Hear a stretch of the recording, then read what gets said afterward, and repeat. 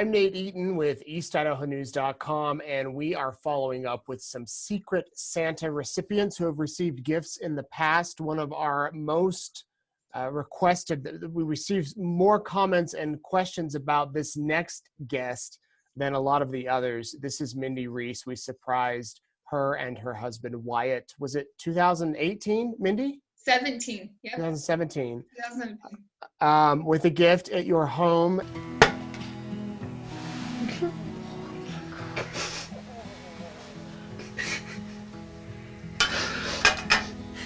You know, you can see it. Can you see it? Oh my God. That's way too much. It's a lot. Oh my God. A Secret Santa wanted us to bring that by. So Can I just hug anybody that's in here? Oh my God. Merry Christmas. Yeah, thank you. You wanna, can you see? Or your eyes We've done a few updates on Wyatt. Sadly, he passed away around Christmas time after battling ALS for several years. And Mindy, how are you and the kids doing? We're doing good. The one thing that I love the most, my kids recognize that Wyatt is not suffering in his bed anymore. And I can even see the relief from them for that. And that's helped in a healing process of when you have 4 little kids that you're trying to help mentally get through this, just to know that they already can physically see, you know, they come home from school and he's not stuck in bed anymore. They know he's in a better place. Yeah. I know that you have been bravely detailing a lot of the challenges and ups and downs, I guess you can say, the positives and the negatives for years. I mean, really, you started Hope on the Horizon around 2017. Is that right? Yeah. So before you guys showed up, I had only posted very minimal things on my Facebook, and because I wasn't posting very often, I was trying to make sure I got in a lot of information in a really small post, and people were like, Mindy, we want to hear more. We need to hear more. And so I just barely, like a month before you came, started a blog. And then when you guys came with the Secret Santa gift, it really brought a lot more people into my life that wanted to hear. And I was finding it was very therapeutic for me, just weekly updates, and it just kind of turned into a thing. And you were able to connect with other spouses of ALS, people who had ALS, right? Oh, yes. Yes. As soon as we did get that official diagnosis and I could go branch out and reach out and find support groups of spouses with ALS, I mean, they're all over. And they're like me. We're young and we have these little kids, and they were facing the same things of trying to raise kids while they're taking care of their husbands, and everyone's in a different situation. Some people have caregivers coming in, some people were doing it all on their own. And so people were finding me, hey, I'm taking care of my spouse too. And it just really opened up a lot of doors and opportunities for me to keep going, knowing other people are doing it too.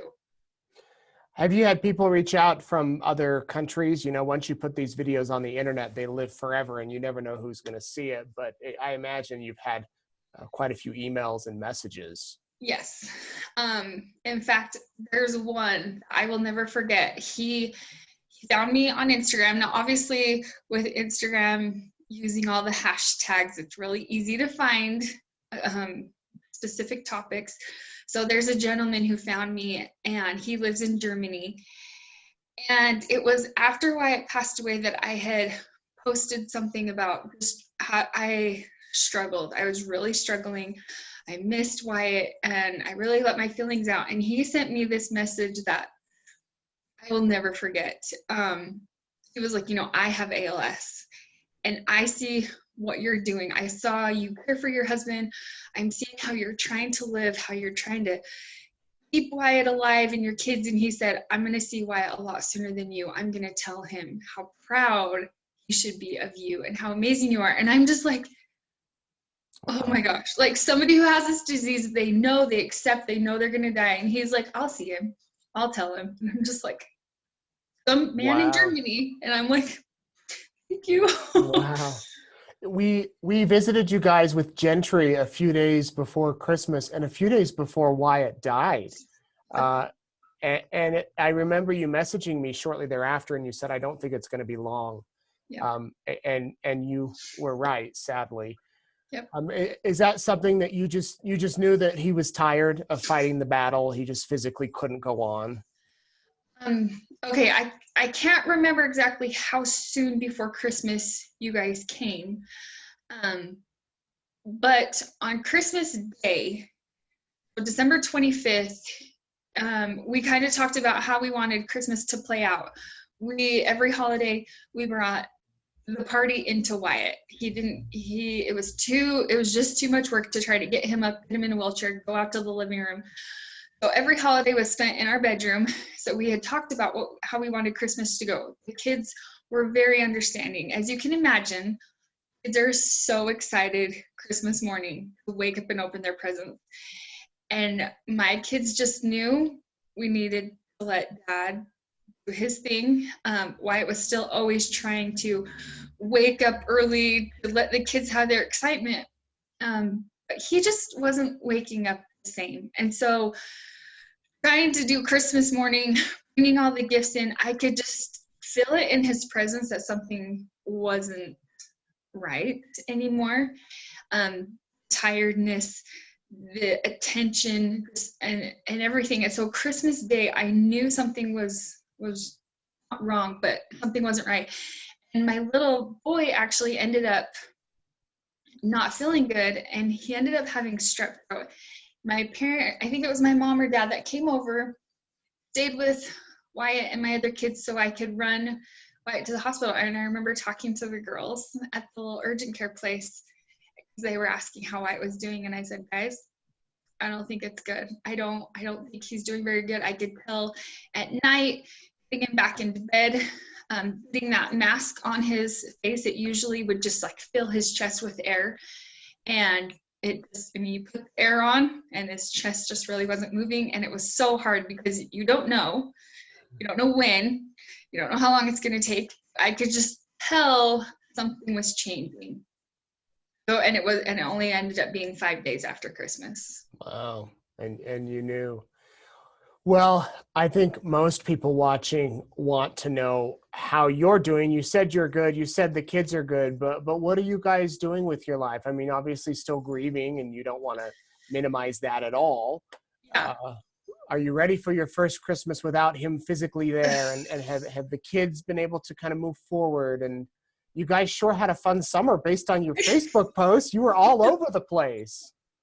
Right? I knew I was going to start school in the fall. I knew that come fall, our lives would have to go to some sort of a normal schedule. So I really took this summer to take advantage, to live life every day to the fullest that we could. Yes, you saw it on Facebook, and I tried to keep it on Instagram too, all the different places that we went. And I mean, even this summer, my 10-year-old got to get on a boat for the first time. It was like they've never been on a boat. And even just local places around here, they were like, what? So we did have a good time.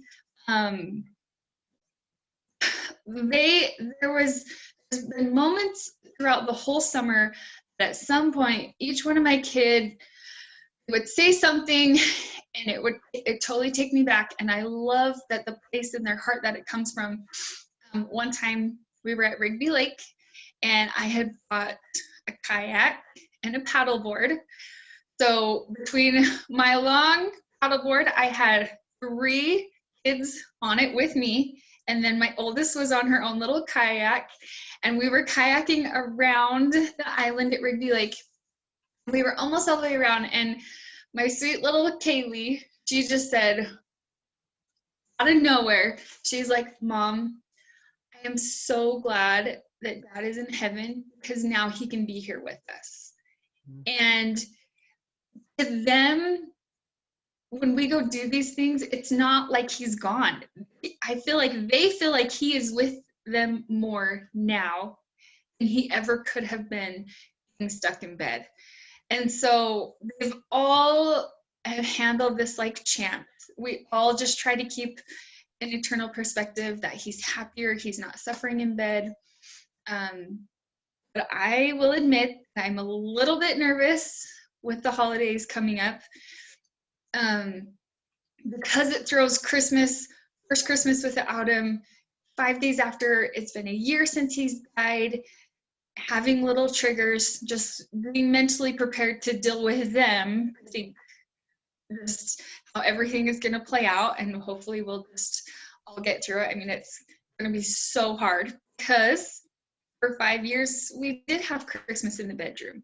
We did get to, and it's going to change. It's going to change everything, and it's going to be a big change. And I know we'll get through it, and it will be okay, but it's probably going to be hard. Yeah. Well, you are a strong woman, so we know that whatever comes your way, you'll handle with a smile. And I'll try. Thank you, Mindy, for updating us, and we hope you guys have a great Christmas and some fun holidays, and can't believe it's already here. But good luck with your studies at college, and please say hi to the kids. I will, and thank you for everything that you guys did. I mean, it's forever sunken in our hearts, and it impacted us for forever. Well, us too. Thank you, Mindy.